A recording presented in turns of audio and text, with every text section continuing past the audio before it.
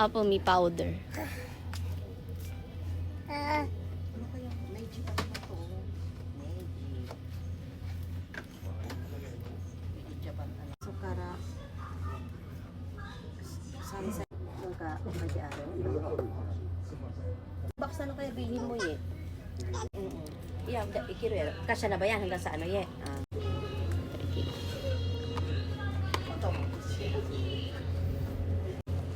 Ito yung ginasabi ko sa inyo guys. Ang sarap na ito. So, tatloin ko na siya.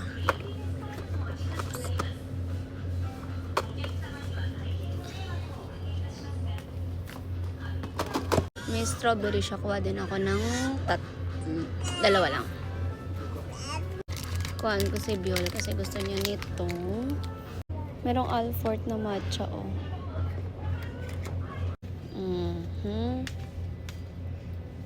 Laban talaga siya.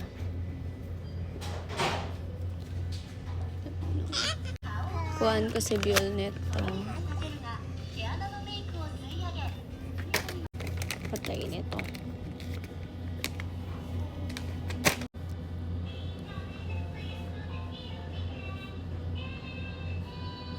Masarap daw to. Itong matcha chocolate. Pero kinuha ko ito. Kasi nakakita ko masarap din daw to. Dami nilang gummies here. Sarap.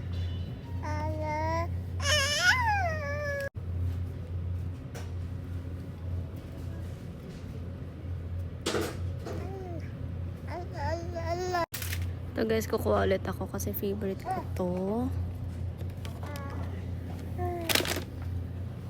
Tsaka itong green. Ito yung green. May green sila, pwede ko pa to na-try. Ito, na-try ko na to. Hindi ko siya trip. Itong blue, anong flavor to blue? Butter and soy sauce. Hindi ko siya i-try. Ito lang kasi yung gusto ko. Yung red at saka yung green.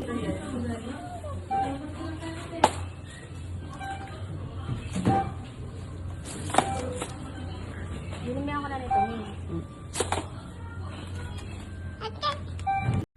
Guys, nakauwi na kami from Genki kasi yung kailangan ko lang naman talaga doon is yung gatas ni Unji kasi naubusan na siya or basta parang pang 2 days na lang tong milk niya na natira na nandito. So yeah, kailangan kong bumili kasi mahirap nang maubusan ako lalo na sa madaling araw kasi dumidede siya pag madaling araw. By the way, ito yung nabili ko, papakita ko sa inyo. Ito siya guys, ayan, sa Genki ko siya binili. Ano siya, nasa 1,500 yen. Parang ganun. Kasama nata yung tax doon. So, yeah. And then, bumili na din ako ng ganitong water. Kasi ganito yung water na ginagamit ni Unji. While nandito kami sa Japan. So, ganito yung water niya. And then, bumili din ako ng wipes. Kasi wala nang wet wipes si Unji. Pang 2 days na lang yung wipes na nandito. Since malakas kami sa wipes, so, ayan. Nagkuha na lang din ako neto. And isa sa mga napansin ko talaga is parang mas mura talaga sa mga drugstore ka mamimili like ng chocolate, ng mga chips, gano'n. Kasi sa Don Quijote, 'di ba, galing kami doon before, napansin ko talaga yung difference ng price nila sa price sa mga drugstore. And aware na din ako doon kasi may mga nakita na akong vlogger or content creator here sa TikTok na yun nga, mas okay mamili sa drugstores like yung mga food and drug stores, tapos basta something na gano'n, mas okay mamili kaysa sa Don Quijote. But it depends naman kung yun yung mas malapit sa inyo, like yung Don Quijote, so go for it. Pero kami kasi is malapit kami sa mga food and drug store, so ganun talaga yung pinupuntahan namin or binibilhan. And alam nyo ba, ang sabi ko nga, ang bibiling ko lang doon is yung gatas ni Unji, but ang dami ko na naman napamili. Yun nga, yung mga chocolate, mga chipstar. Kasi favorite ko talaga yung chipstar. So, hindi ko talaga palalagpasin yun. Every time na makakakita ko ng chipstars. So, binibili ko kagad. So, why not? Kasi nga, ang mahal nila ganyan sa Pilipinas. Parang nasa 200 plus siya sa mga grocery store. Like yung, nakakita ko ng ganyan sa SM Aura. So, bumili ako nun parang 2 piraso. 200 plus yung isa. Parang gano'n. So, nandito naman na ako. Bumili na din ako, diba?